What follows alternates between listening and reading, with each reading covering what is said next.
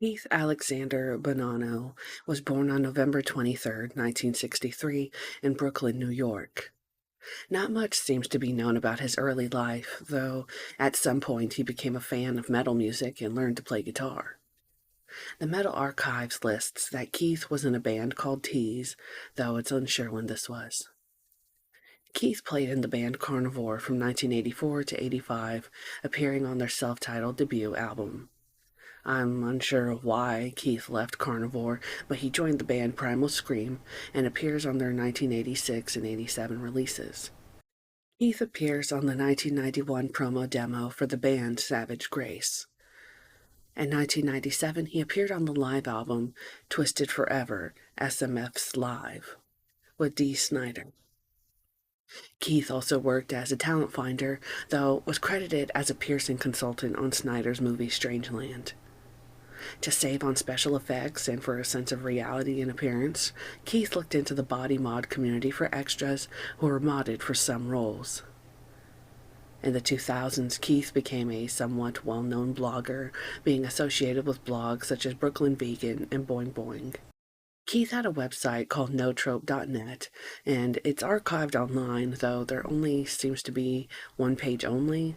There's a quote from the site regarding his death where he had stated, "I look at this place as a scrapbook/journal, a digital version of the ones I've kept my entire life. Nothing more, nothing less. Don't read any more into it than necessary.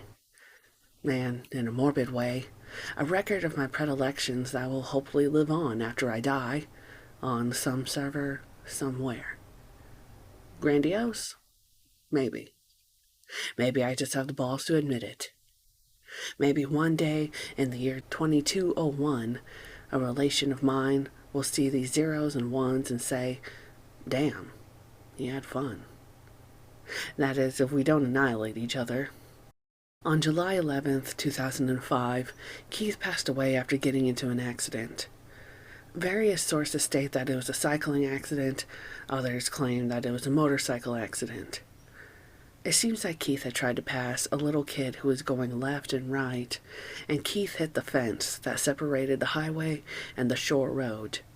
His head smashed right into the fence with blood coming out the whole lane.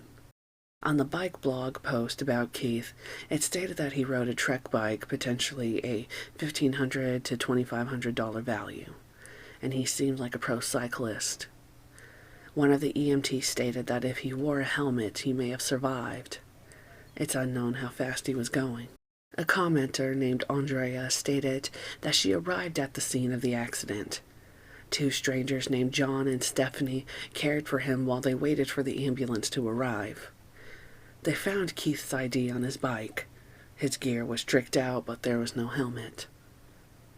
Keith was remembered fondly by friends and family alike. A wake was held for him on July 14th, 2005. I could not find an obituary on him.